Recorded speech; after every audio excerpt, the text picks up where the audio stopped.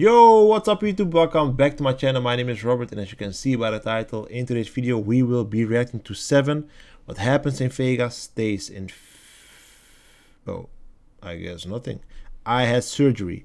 This video was requested by Dora Y, one of my day one subscribers. So shout out to you, Dora Y, and I want to thank you for helping me get 100 subscribers. You are one of those people who kept reacting every single time on every video, and now we have reached one goal, and that is 100 subscribers. So shout out to you, Dora Y, and give yourself an applause. Thank you for helping me. So before we start the video, I want you guys to please do me a favor and leave a like, subscribe if you're new, and follow on social media down below.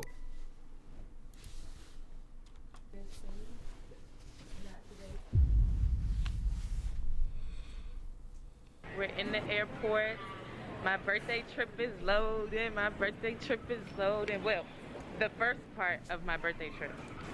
There's more. Oh yeah. So, We outside. can y'all guess where we're going? I'll give y'all one hint. It's hot as fuck. That's not really a good hint. Look at Oscar the Grouch. Taliban. So, I'm turning 26. So, it's fucking lit. He's smiling under his mask, y'all. This is the worst plane that we've ever been on. First of all, the worst first class I've ever seen. Bag appreciation post. Baby daddy. This might be my favorite bag that he's ever bought me. Okay? My birthday came early.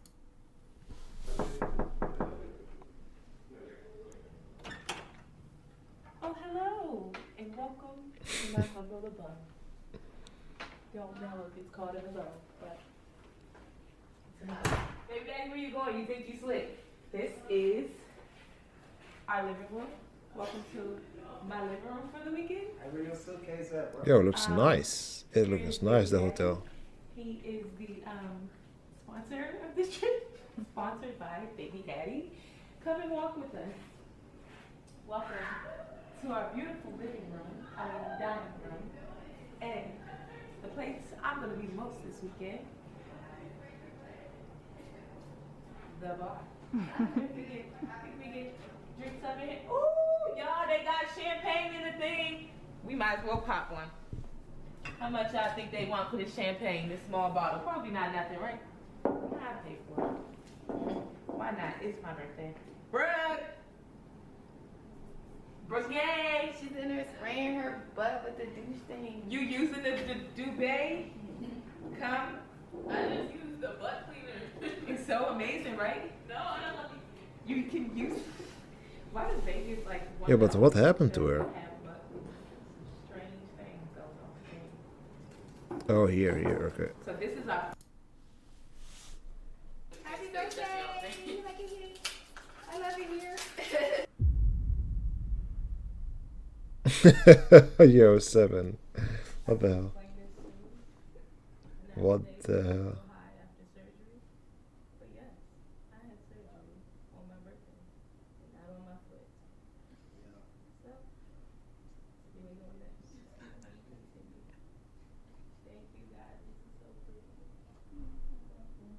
What the hell happened?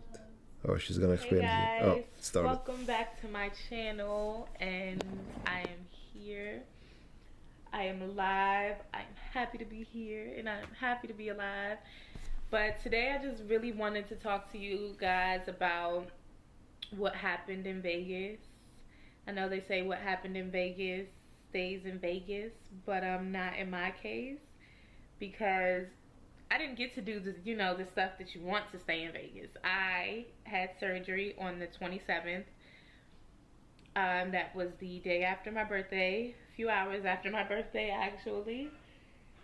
Not even a full day after my birthday. I ended up in the hospital, but I wanted to really explain to you guys what happened, my symptoms, what I was feeling before, and then an update on how I'm feeling now.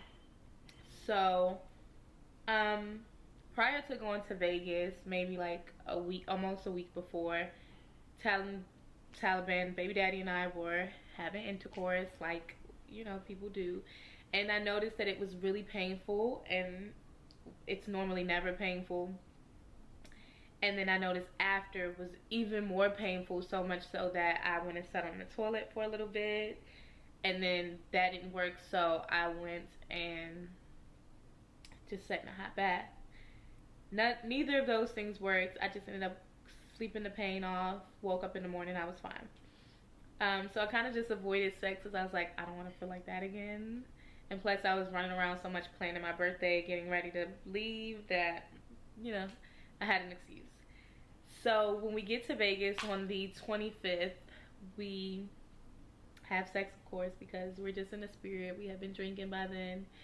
And same thing happened. Intercourse wasn't painful this time, but afterwards was so painful that I couldn't really walk, couldn't really sit down. I felt so yucky.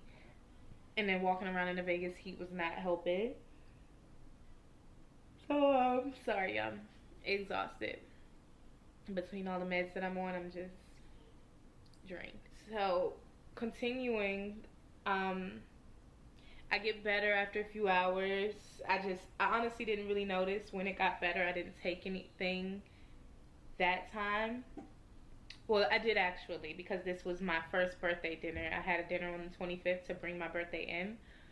I took Advil and I took Motrin once we realized the Advil wasn't working. And ibuprofen, 800 milligrams. So at this point, I've taken 3 and none of them were working. I went through the dinner in pain. I was getting my makeup done. Couldn't really sit in the chair long because it felt like every time I sat, something was stabbing in my vagina. And then I remember standing up after getting my makeup done and just feeling like I was getting ready to hit the floor. I mean, I had to just lay out on the couch for a second. But of course, I continue with my birthday night because I don't really know why.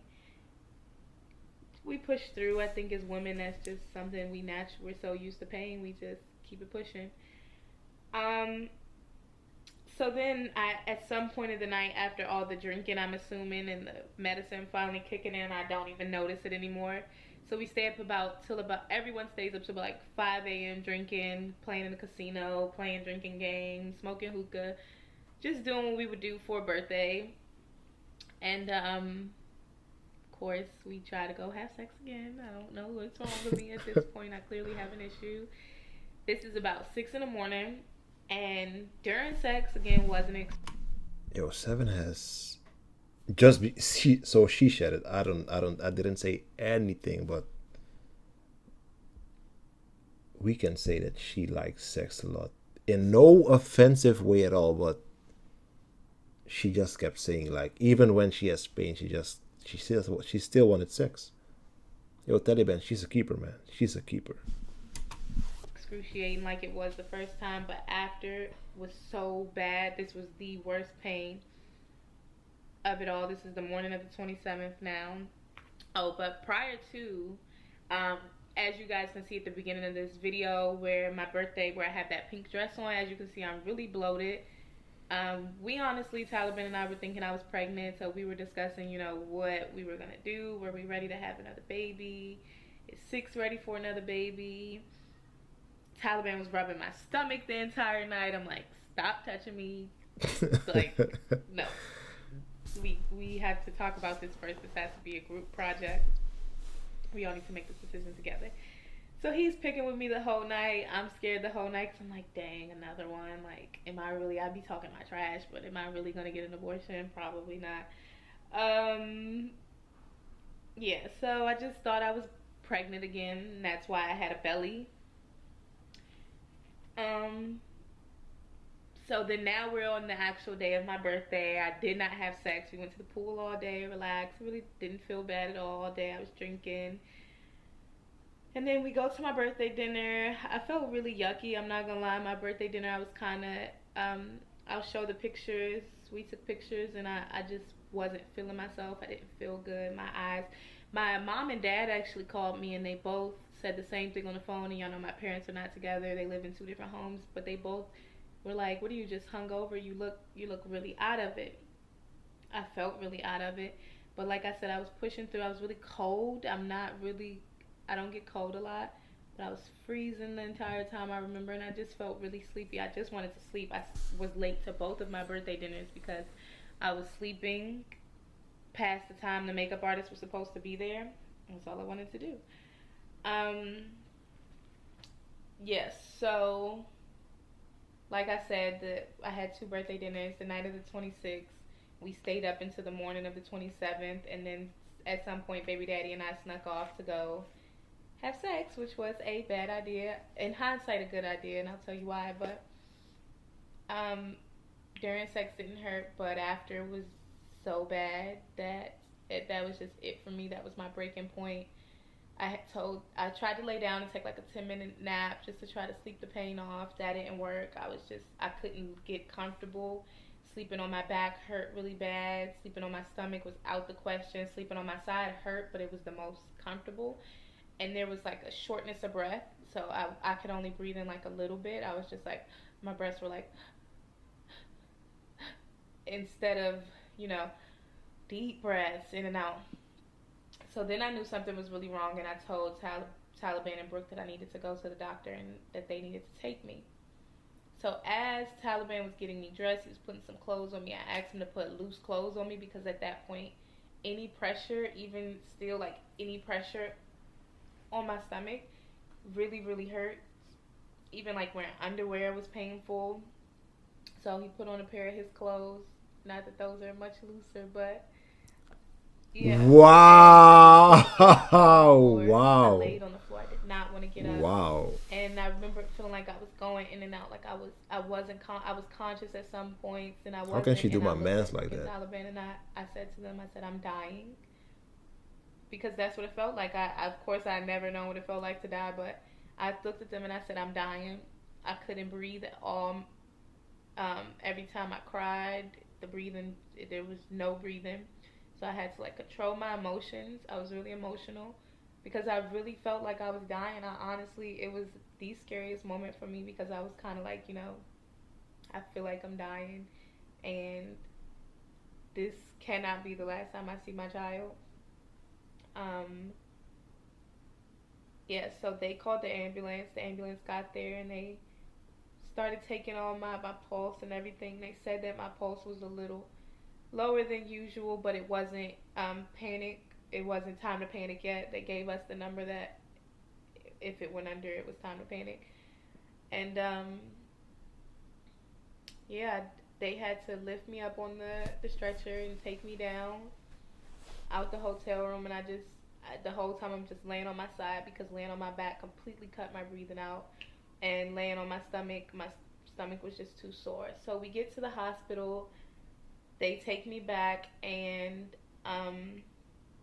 they just start running tests. They do all my blood work. They take me for an ultrasound. They take me for a CT, and then a group of doctors come in, and I'm like, oh no, I knew I was dying because the group of doctors is a horrible sign. I'm telling you guys, they walked in there like the Avengers. I'm like, just tell me what's wrong. And they were like, did you feel anything burst this weekend? And I'm like, no.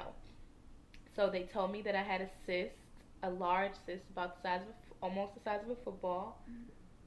A cyst. That ruptured. And it was on my left ovary, and when it ruptured, it cut open something in my stomach, and I was bleeding out into my stomach. And I immediately started crying and freaking out because I'm just like, it's my birthday, I'm sad. So they were saying that they needed to do emergency surgery, one, to remove all the blood that was filling up, because that's why I couldn't breathe. I had a liter, this is a liter water bottle. Picture this, all red. I had a liter of blood in my stomach, and the way they described it to me is that look at how much a liter is. So at this point, the blood is all the way up in your diaphragm where your lungs are, and it's just getting higher. So that's why I couldn't breathe, because my diaphragm was full of blood, and it was, surrounding my lungs, my everything else. So I basically was suffocating myself on top of bleeding out. I was suffocating on my blood, not really choking on it, but it was causing pressure on everything that's in my diaphragm. So They told me that they needed to do emergency surgery. They don't know how much damage the rupture caused. They just know that it definitely split something open in there because I'm bleeding from somewhere. They said that there was a chance that they would have to remove the left ovary. They can't tell because the blood is so high that they won't know how much damage has been caused to the ovary. They said that they were going to check for cancer, and they also said that it's a simple surgery. It's 99.9% successful. So it's a very successful surgery. It can be really simple, but in my case, they didn't know how simple it would be. They didn't know if they would have to cut me open C-section wise, if they got in there and it was just too much going on that they couldn't get a good sight on everything, or if they could just do the normal surgery. And I don't know if you guys can really see it. I'll get the camera. Damn, that shit looks. So I'm really swollen, of course, but I'm getting chills. they went through here in my hip. They went through here. Let me get the camera clear. They went through Holy here shit. in my hip, and then they went through my belly button. You can't really see my belly button right now. It looks a lot better. I got a new belly button because it's all stitched up. But yeah, those are the places that they went through for the surgery. Thank God I didn't have to get a C-section scar because I would be really upset if I had a baby vaginally and then this happened and I had to get sliced open. But yeah, I just started crying and they were like, why are you crying? I'm like, because 1, I'm dramatic, and 2, it's my birthday, and 3, I don't want to die. It just was really scary because, because of COVID, nobody could be there with me. And I just kept thinking about 6. I'm just like, well, I have a baby and I could have, because I was ignoring my body telling me that something was wrong, I could have 1, completely bled out into my stomach, or 2, suffocated on my own blood, which is so strange because I didn't even know you could do that. And it would have been all my fault because I was ignoring my body telling me something was wrong. So, they took my blood levels one more time. They had told me that my blood levels were really low and that's why they needed to do the emergency surgery. I was losing a lot of blood. And then they did it again. By this time, they did let Taliban come because I cried myself into a panic attack, so they didn't want me. They're like, you're gonna speed up the process if you don't calm down. So they let him come and sit with me till it was time. But then when they took my blood one more time, they said it was like under 9 or something. I forget exactly what it's called. But yeah, I had lost so much blood at that point that it was just time to go. They said that they had blood ready if I needed a transfusion. And the last thing I remember is them laying me on my back on the surgery table, and I was freaking out because I couldn't breathe at all laying on my back. Like, laying on my back wasn't even a option, but I had to get ready for surgery, and I just freaked out because I'm like, I can't breathe, and then they put oxygen mask over me, and I woke up in a completely different room with surgery done. I didn't feel bad, when I woke up, probably because I was still under the medication they gave me.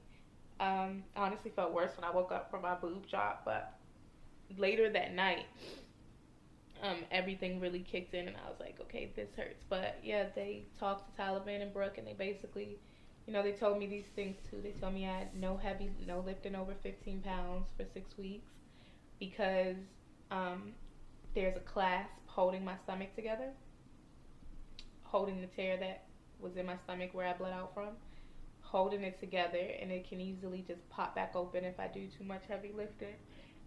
They told me soups and like all of that is in my aftercare paper for my doctor, because I have to go see a doctor in a couple days. Yo, what the hell? Wait, did I just see? Teas and stuff. 7, what the hell? They're harder to digest, Look, and it's here. my stomach, was cut open. So You see that? food won't digest the same for On a the long end? time. I really haven't been able to eat much because because I just always feel full. There always just feels like there's pressure on my stomach. So I'll take a bite or two out of something and then I'll kind of be over it. Yeah, I have a lot of swelling. I can see these pictures of how my body looks right now. My body looks disgusting. It has slowly but surely gotten bigger and bigger. The first few days, the left side was more swollen. Now both sides are really swollen. My vagina's huge. It looks like a big old, I really don't know, big ass croissant or something. What the hell, I'm big really ass sore. The croissant? pain How the hell does she in my come back with it? now. They have me on two different How the hell does she narcotics. come with I'm that? on ibuprofen 800 and hydrocodone, and then something for nausea. The first day when I woke up, the night after surgery, I was throwing up everywhere. I threw up all over myself because I couldn't get up in time. No, I don't want to see It was this. really hard to, like, Okay, sit up. I will just end the video right here because I want to spare myself seeing things that I can't get out of my head. So I will close out the video right here. I hope everything is well with Seven right now. I hope the surgery went perfectly. I think it went, but I mean, like, the after effects. I hope that everything just heals perfectly and she gets back to herself. So this was it for the video. I will close it out right here, and I hope to see you guys in my next video. Peace.